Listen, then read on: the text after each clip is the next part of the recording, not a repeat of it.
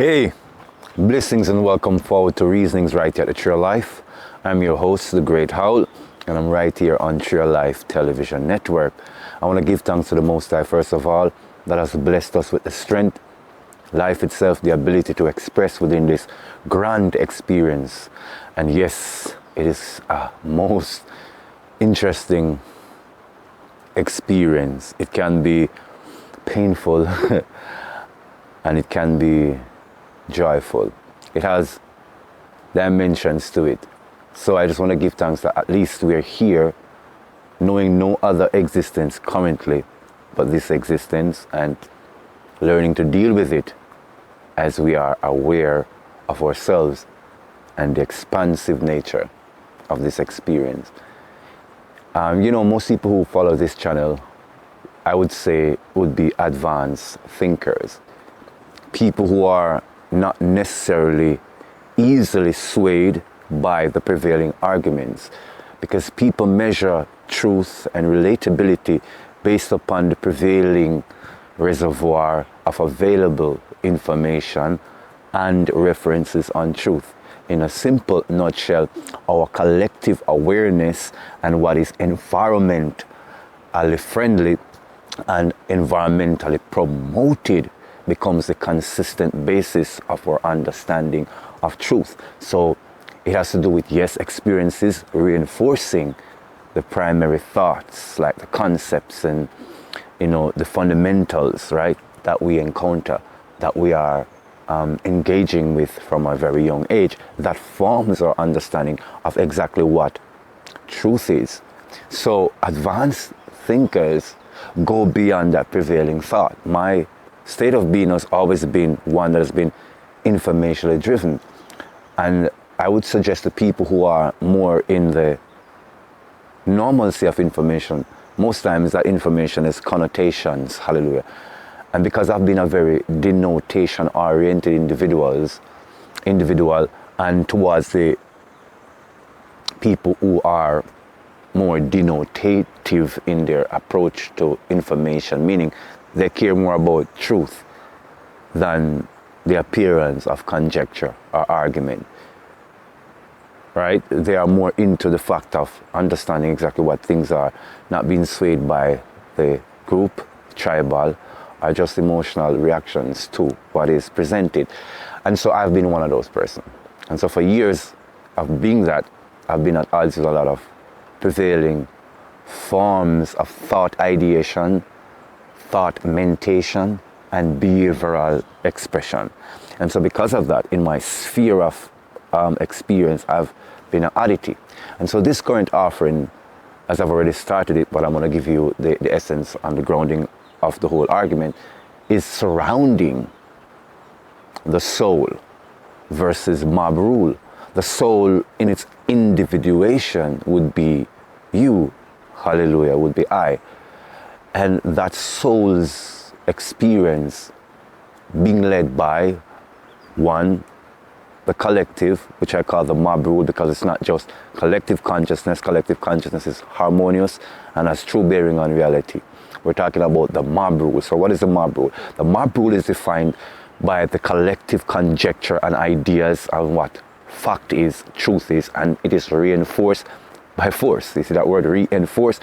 It means that it is backed by force.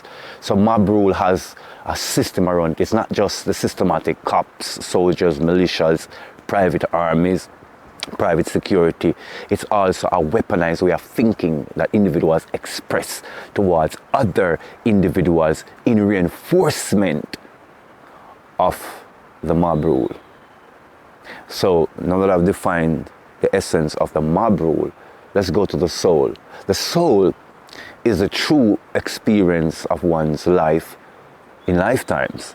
So it goes beyond the present experience of life. So in essence, it is the very template from which ideas spring, from which the true inspiration comes that inspires the need for information. So in the soul arises the very essence of what one would call the animation. So that's why the soul is eternal, hallelujah, because it comes from the Most High, the 1/9 of His presence within the soul of the living atomic structure, right? the son and daughter of the cycle. And so the soul's entity and energy would be what we call deep superconscious stirrings, deeper than thoughts and feelings, right? And this essential base energy drives the individual, if they are connected most deeply to the source of their being, to the essence, to the ontological wholeness of their being. If they are so connected, the soul begins to express as experience. However, we have a conscious state above the subconscious or the superconscious, or the soul's resonance that is contained in the mental fabric. And the mental fabric is a collection of information that is governed by the mob rule or the collective consciousness. And that conscious organization of ideas comes from the environment. Both that has been experiential, that which has been conjectured, but you're yet to prove it in the, let's say, the scientific term or the term of experience. You're yet to experience some of it, but it is conjecture. So the mental body where mentation or the form of thought or what you call mindset comes from is right there. And within that construct, you can either be drawn into the collective consciousness, which is information, again, beyond just experience, but the true information. Hallelujah. It doesn't mean it's all good. It means that it's the truth, where we went wrong, how we can improve, real things, real information, versus the mob rule, the mob consciousness, right? So the mob rule is a reinforcing idea that is in the mental. If you do things this way, this is the end result. And so in a sense, it forms a kind of a superimposition of moral fabric, reinforced by behavior. And this is why totalitarian regimes and religious fanatics are so empowered, because they use, hallelujah, this. Their idea of order and structure comes through these patterns that they develop and outpicture. They force the pattern through perpetuity, right? They make songs, they create poems, they create artwork to reinforce this idea of submission to this. Because if you don't submit to the mob rule, to this way of thinking, to this political ideology, to this religious or social order or structure, what you are is anarchist, you are nihilistic, you are destructive, you are self-destructive, you are possibly mentally ill, you're schizophrenic. Whatever they do under all the clinical psychology, under the criminology, and all their trauma-based psychology, the addiction psychology, the child psychology, they fashion this mob rule idea. If you go outside of this, you are morally erred. And the Spirit is saying to me, you can add the credit score system in China. So the modern credit score system in China, where everything is digital, automated, that conduct and behavior become not just a social capital that was not arbitrary, but now become a political capital that is arbitrary and is administered by the state. So if you make a mistake with, maybe you weren't thinking consciously, you're a litter bug, right? Though it is a bad social act as we've been conditioned, because no man likes uncleanliness. But instead of making it be about a moral growth and development, it becomes about a social score of reward or lack thereof reward. While the cities should be clean, it is another thing to penalize individuals, right? In such a manner that it reduces their actuality to a state, so they become offender, this and that. You criminalize them. So it's a part of criminology, as I said. So you criminalize the people and you got them under this fear-based thing, this authoritative structure of, the sovereign is right. And so this idea makes people, through even the legal system, as I've said, because the policymaker, the legislatures, the different arms of government, right, judicial and otherwise, and the legislative arm, policy arm, they come together and make it seem like, so this is normal, this is functional, this is the right way to do things. And so if you go against it, well, you're just an anarchist, you're evil, you're anti-state, you're anti-government, you're anti-corporation, because all that means is whatever. But government, as you do the anthropology of the word, or the etymology of the word, which is the anthropology, is a form of uncovering the truth. So the etymology now is the anthropology of words, right? So linguistic anthropology, right? So the etymology of government to show you that it's about control, not to actually presupposes that it's there to give, fairness of treatment and be a buffer between disagreements, so that there's a fluidity and a functionality. That's not what it is. But the mob rule presents itself as that.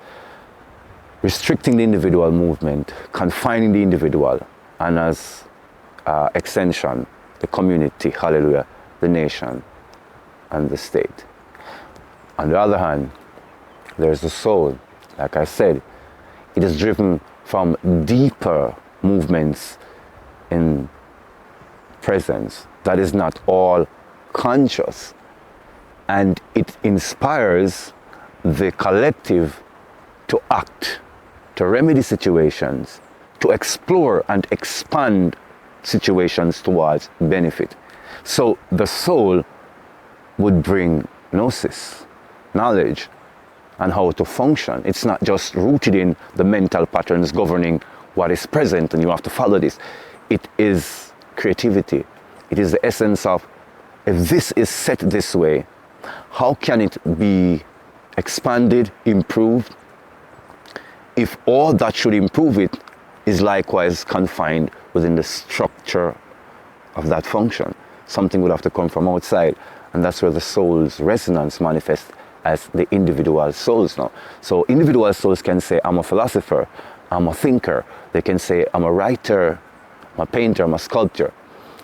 What they're doing is presenting the soul's resonance and the soul's reference to truth, meaning if a society has become so didactic, so connotative that they forget truth, confining you amongst the force-based mental patterns and presupposing that they're helping you with morality, but really they're restricting you and taking all of your rights and all of your power away, making you feel like, oh, this is what it ought to be, but we're miserable. And we say life is sorrow, but life isn't as sorrowful as it appears. It is being perpetuated and it's being intensified by the conditions of our mentalities, which affect our outcomes, how we act. So when a person is acting from the soul, usually those who in the mob rule take offense, because a soul resonant person is not led by the mental pattern that gives those individuals power over you. Hey boy, how you do? Why you calling me a boy? Oh, you think I'm a nigger? Oh, I'm supposed to be a nigger, I'm supposed to be a boy. Okay, so I don't have that fear-based thinking. So I'm not going to react angrily towards you and try to hurt you. I try to hurt myself trying to prove that I'm not a nigger. I see that you're obviously low and shallow. So here's what I'm going to do. I'm going to find the most appropriate way, like Yeshua. This is the turn the other cheek that enough of the so-called thinkers don't like. I'm going to find a way to avoid that confrontation, because I know I'm an individuation of the soul. And that mob consciousness is not individualized only in that person. Hallelujah. It is many people who have that mentality. So if you play into that, you're going to go up against a brick wall. The soul versus mob rule. So you know what I do? I find a way. If the spirit says in me, in the moment the soul says, reiterate a point that has been said 1,000 times. I am no man's boy. So what do? I can vocally say it. My body language can say it. I hold my peace and carry on. Not I. So I can break mob rule by being self-aware. To be self-aware means to be self-empowered. And self-empowerment won't just come from your religious identity. I'm not saying don't be religious, don't be spiritual. It can't just come from your religious or your spiritual identity, because those things are still fashioned along mental building blocks that is maintained along the mob rule, because part of it is religious fanaticism of controlling the behavior of young men and young women, because they're not yet aware of themselves and they start as children. And so this manipulation has a sexual essence to it, because it's all about power. It has the heterosexual manipulation, the homosexual, it has the bisexual manipulation, all these ways of changing the soul out of children into a mental expectation. So people, and children rather, no longer think, and they don't grow up thinking that life is a deep divine expression that comes from within. What am I here for? How do I add to this? How do I find value in this?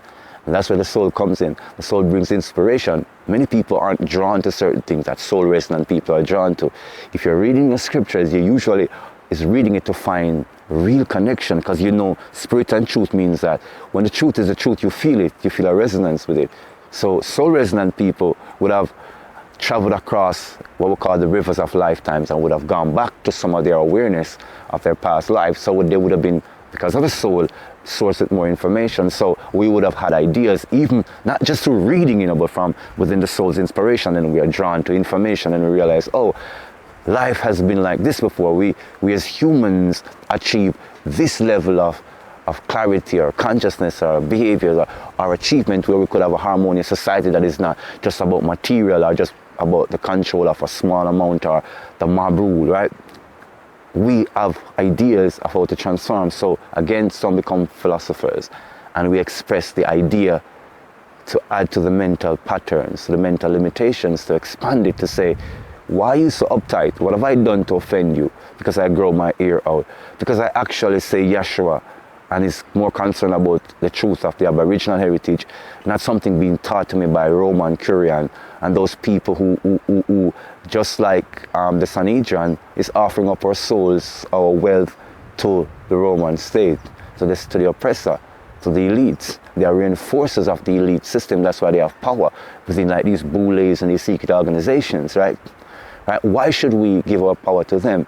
But they skewer the argument and control the soul's resonance in human beings, trying to direct your thinking. And when you've come to a level of thinking, they come as these patrons of these organizations. I see you suffering, but I know that you're this.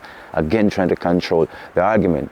So the soul suffers, but the philosophers, the thinkers and the writers still have to do what they do. We have to bring the information forward, reminding the prevailing thoughts of the day in the Bible. Sometimes they are called prophets because they are willing to speak of things to come, but sometimes they don't only speak of things to come, they speak of what has gone wrong. So this is where, again, notice I've broken a seal, so I hope you listen to me because I'm telling it as it is. They say these people are prophets, but go back and look at the argument again. They weren't saying, oh, in 1,000 years, 200 years, this will happen. Only they were saying, king, queen, lead of government business, politician, this, that.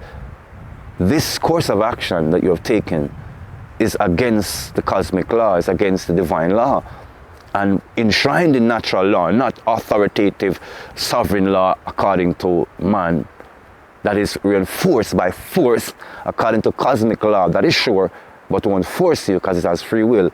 We're saying to you, this course of action is not right. You are depriving people of their divine right.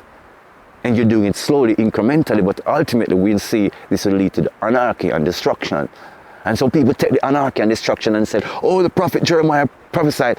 Go and read all of it and see, hallelujah, what is conduct, and see what the soul resonance in this individual was saying about how we are, how they were at the time behaving. And because it is principle, it goes again to why it can be used in this age. So some people have talked about, oh, I don't see why religious people is going back to the past to talk about stuff that has passed. Principle doesn't change.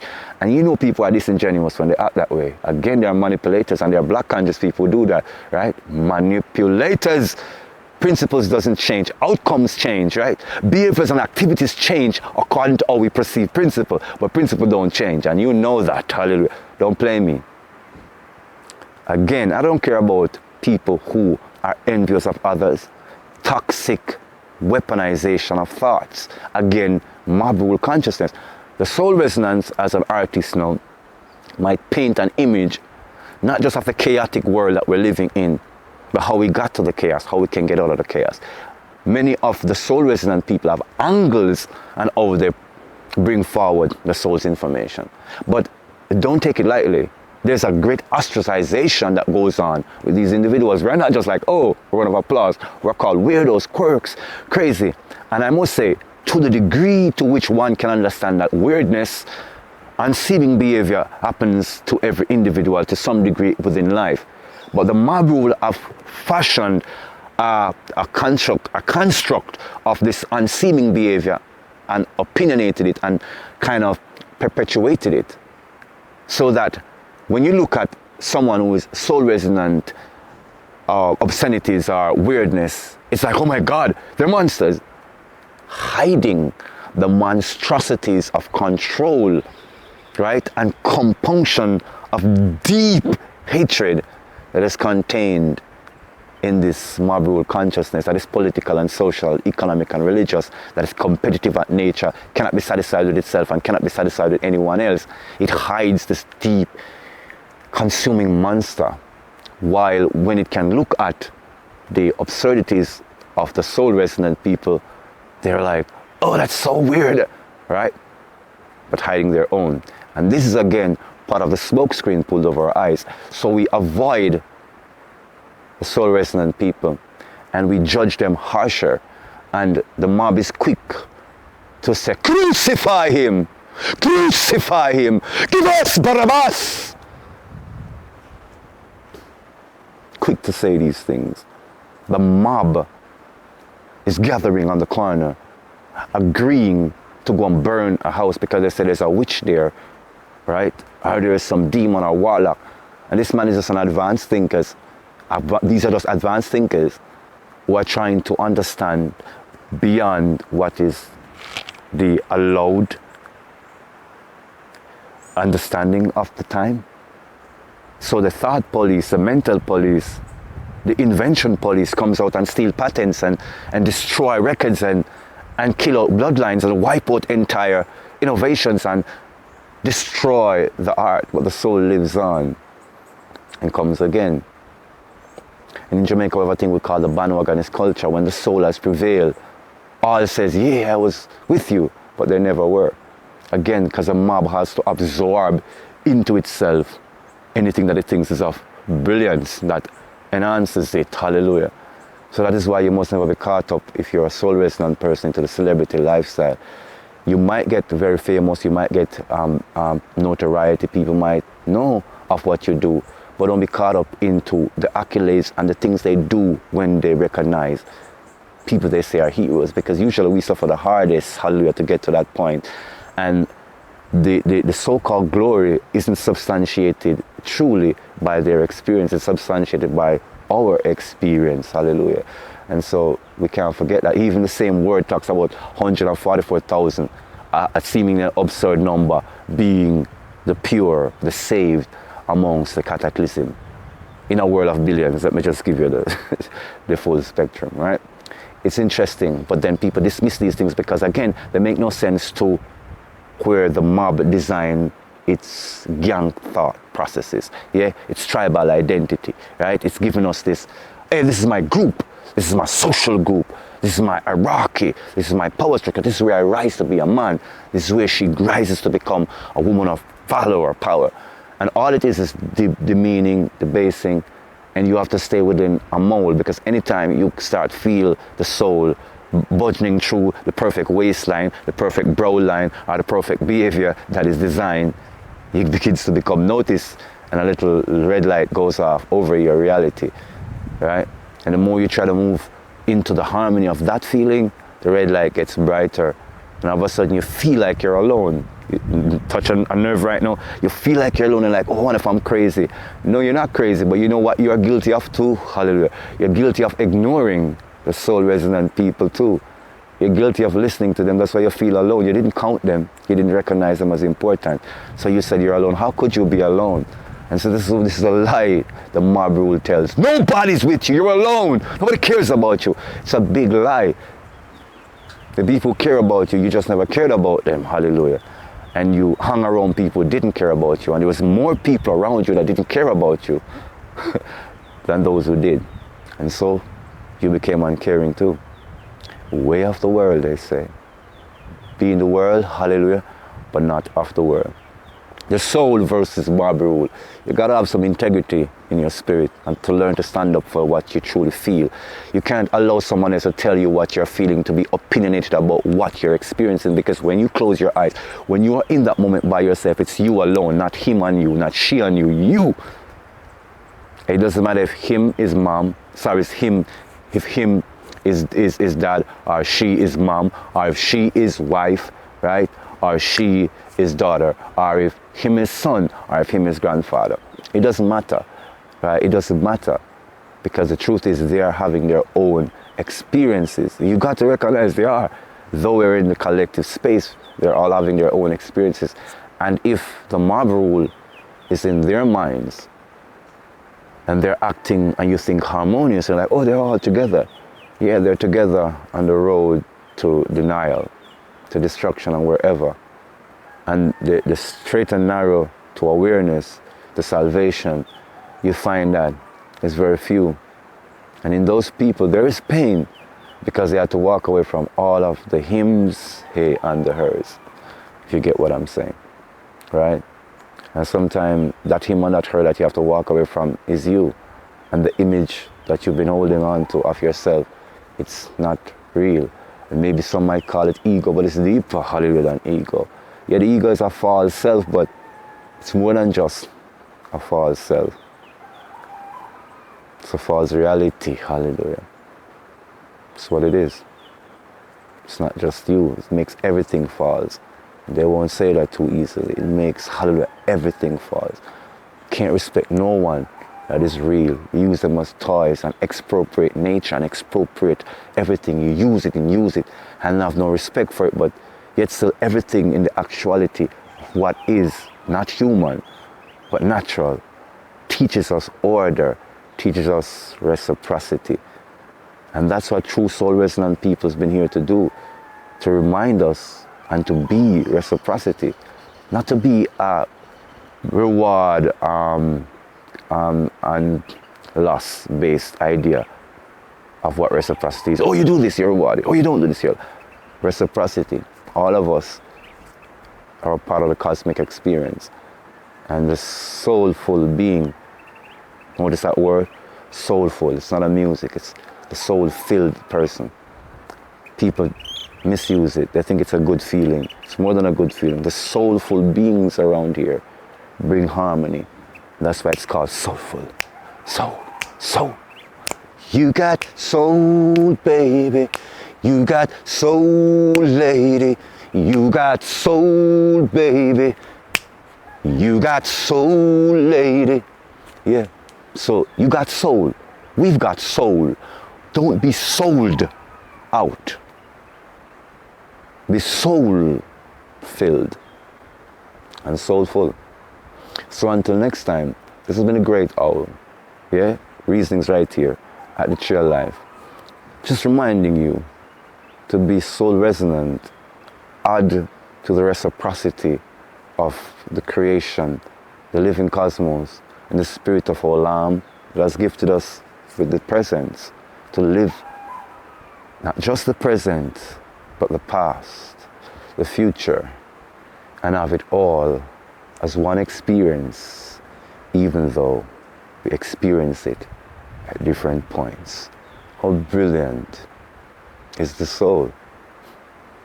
How brilliant is our Creator? How brilliant we have been created. So like, share, subscribe to Tree of Life Experience right here on Tree of Life and also on Sila Media. Yes, and support the Wizio/mini therapy healing sessions with yours truly, and continue to support the Tree of Life Experience as I bless you along your path of soulful, resonant experience, overcoming the mob rule that's pushing you out of yourself and taking over with their riot. So we say, no boss, no riot around here. Yeah? Blessings, love, howdy and thank you, no broke no square. Howdy and thank you, no broke no square. Be soulful and divine. You hear?